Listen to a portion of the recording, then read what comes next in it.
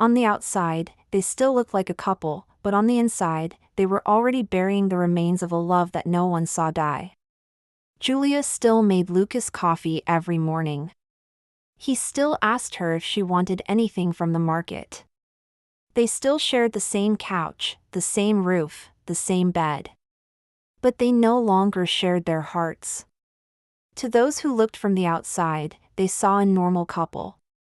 Two adults who laughed politely at family gatherings, who still posted old photos on Instagram, who exchanged blank looks and automatic responses in their daily lives. But on the inside, it was silence. A silence so thick that you could hear the memories falling to the floor. They slept together. But they woke up alone. They passed each other in the hallway as if they were strangers who happened to share the same house. Touching became custom. Kissing became protocol. The I love you became a distant echo, repeated out of habit, not out of feeling. Julia looked at Lucas and tried to remember what it was that made her fall in love. Lucas watched Julia and wondered when exactly she had stopped being his. Neither of them could remember the last time they had felt alive together. But they both remembered, with cruel precision, the moment they had begun to die inside. They lived in the same house, but they inhabited different worlds. The divorce had already happened, not on paper, but in their souls. The only thing left was to sign what their hearts had already decreed long ago. And one day, she woke up to the sound of his toothbrush. But it didn't feel like love anymore. Julia sat in the dim kitchen, watching the coffee drip, slowly, painfully. Lucas walked past her like a stranger. No good morning. No glance. Just silence. How did they get here? They still shared the same bed. Still ate at the same table. Still smiled for family photos at Thanksgiving. But the truth? They had been emotionally divorced for years. No one knew. Not their friends. Not even their parents. But inside those four walls in suburban Massachusetts, Julia and Lucas had become ghosts of the people they once were. There was no screaming. No cheating. No final fight that tore them apart. Just a slow, quiet death of something once beautiful. Do you know what it feels like to lie next to someone every night and feel more alone than ever? Julia did. And so did Lucas. They met in college. She was studying literature. He was all about numbers, finance, logic, order. They were opposites. But opposites attract, right? They used to laugh about it. He would read her poetry just to make her roll her eyes. She'd mess up his spreadsheets just to hear him groan. It was playful. Passionate. Real. But love doesn't always end with a crash. Sometimes it dies with a whisper. A shrug. A routine. Lucas started coming home later. Julia stopped waiting up. They had dinner in silence. Watched shows they weren't even interested in. Made love once a month, if that. And still, they said nothing. They were too afraid to break it. Too proud to fix it. Julia would catch herself staring at Lucas, wondering, where did he go? Where did we go? But the worst part wasn't the silence. It was the pretending. Pretending for friends. Pretending for work parties. Pretending for each other. One night, Julia finally spoke the words out loud. Soft. Barely audible. We're not happy anymore, are we? Lucas didn't argue. He didn't cry. He just looked at her and nodded. It was over. But they didn't scream. They didn't fight. They simply agreed. They had lived together. But they had been divorced inside for a long time. Lucas moved out 3 weeks later. Packed his things quietly. Said goodbye without a scene. He moved to New York. New job. New life. Julia stayed. Same home. Same walls. Same memories. People told her, "You'll meet someone else. You're still young. Time heals." But time doesn't always heal. Sometimes it just settles. She never dated again. Not because she still loved Lucas, but because part of her had shut down. Lucas did move on. He remarried. Had 3 kids. Smiles in his Christmas cards. But they never spoke again. Not once. Not a birthday. Not a message. Not even when his mother died. He was a closed chapter. But Julia still lived inside the book. And now, years later, she still walks past the empty bedroom he once used. Still hears echoes of their laughter in the hallway. Still wonders, were we ever truly in love, or just afraid of being alone? Julia stayed in the house. The one. With the ivy crawling up the bricks and the creaky floor in the hallway. The one where they used to dance in the kitchen with bare feet. Where they planned a future that never happened. She didn't change much after Lucas left. Same curtains. Same silverware. Same spot on the couch. It wasn't nostalgia. It was survival. If she changed everything, maybe the grief would flood in all at once. But if she left it all, maybe it would stay manageable. Predictable. Silent. Her neighbors still waved politely. Some asked, "How's Lucas?" She'd smile softly and say, "He's good, I think." And the conversation would end there.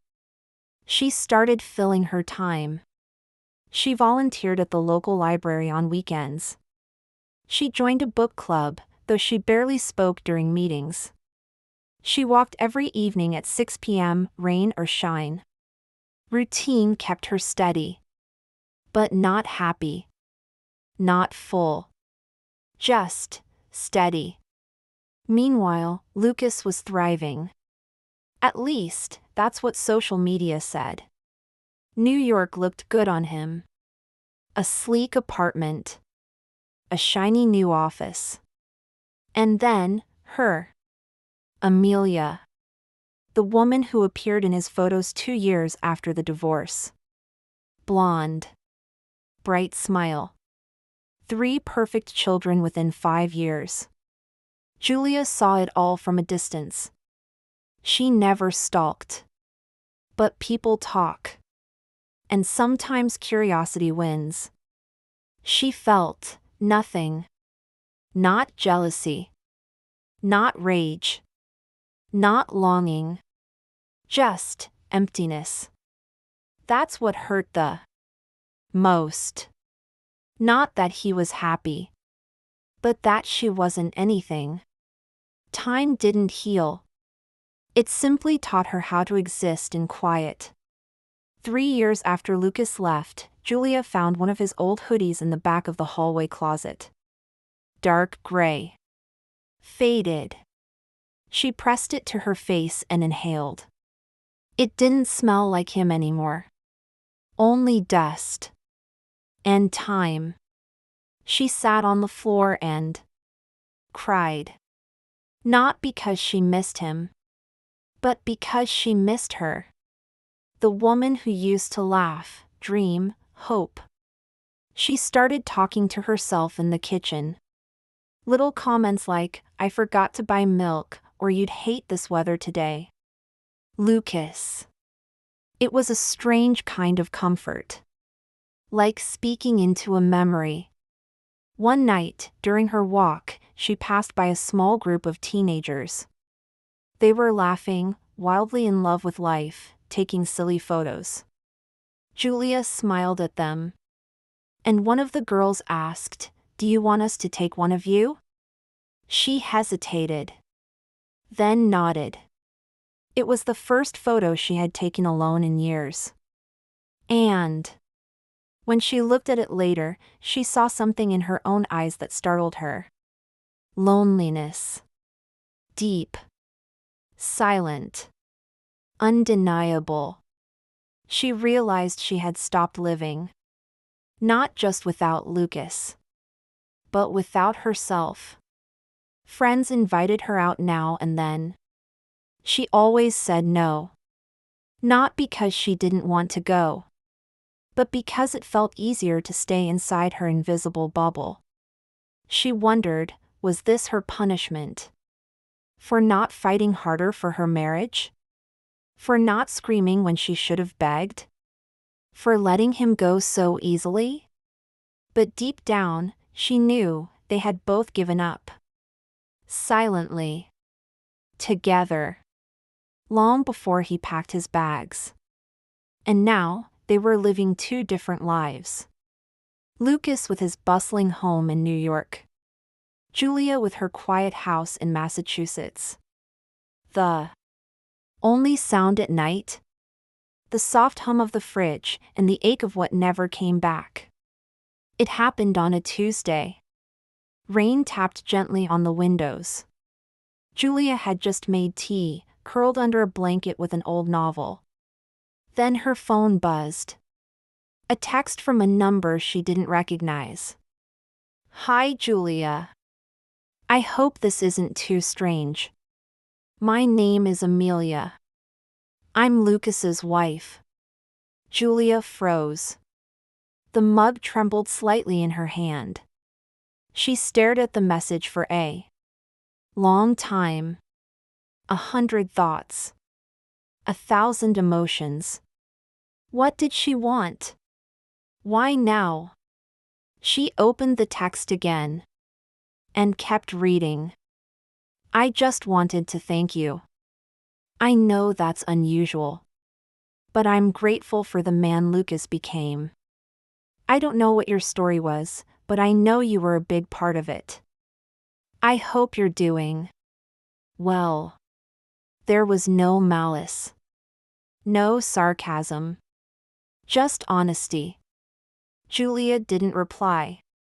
She couldn't. Her hands were shaking too much. That night, she didn't sleep.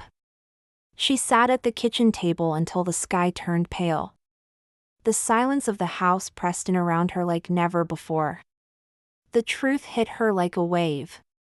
Lucas wasn't coming back. Not ever. Not even as a friend. Not even as a voice on the phone.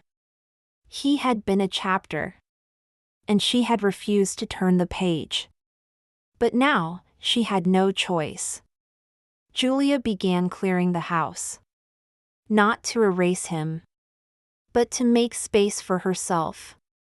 She donated his books. Boxed the photos. Sold the dining table they never really used. The house felt emptier, but strangely lighter. She started taking weekend trips. Nothing far. Just small escapes to the coast. Or to antique bookstores in towns she'd never visited. She didn't talk much. But she observed. Watched people laughing in cafes. Watched couples holding hands on rainy streets. And somewhere deep in her chest, she felt something stir. Not quite hope. Not yet. But maybe, the memory of hope. Still, the ache of silence never truly left. She sometimes imagined bumping into Lucas by accident. A grocery store. An airport. Anywhere. What would she say? Would they smile? Would they hug? Would she cry? But it never happened. And the years kept passing. Julia turned 47 alone. No party. Just a cake from the bakery down the street and a call from her sister. She sat at the kitchen table, staring at a single flickering candle, and whispered, "Happy birthday." Then she blew it out. No wish. No dream. Just a breath. Seasons passed. Like slow chapters. The walls of the house no longer echoed his name. Not even in Julia's thoughts. Lucas had become a shadow that no longer startled her. Just something far away. A life that belonged to someone else now. She hadn't said his name in years. Not out loud. Not in her mind. It was strange how silence could become its own language. How the absence of a person could settle deeper than their presence ever had. Julia stopped checking Facebook. Stopped listening when old friends mentioned him in passing.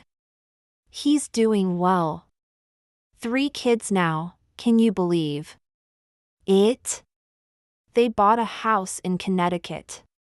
She would nod, politely. Smile, even. But never ask questions. There was nothing more to know. And nothing left to say. She filled her days with little routines. Coffee at the corner cafe every Sunday morning. Volunteering at the school. Library, reading to kids whose names she forgot as soon as the bell rang. Gardening in the small backyard that once held summer barbecues. There were no parties now. No guests. Just roses and silence. At night, the house creaked like an old friend.